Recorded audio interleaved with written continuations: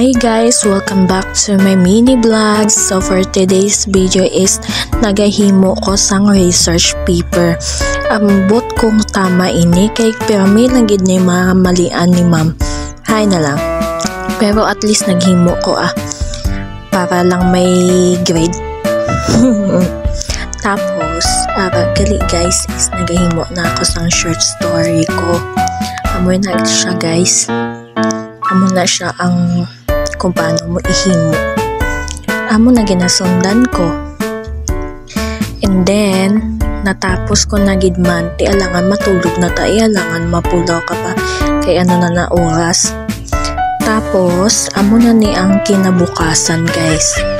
Is, tapos ng amon nga orientation, amo na mapuli na tanga. Hindi fresh.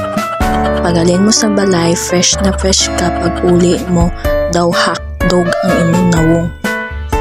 Ara na guys, naga-wait na lang gid ko sina sa mga upod ko kay kadugay sa ila. So, amo lang na ang update for today's video. Bye-bye!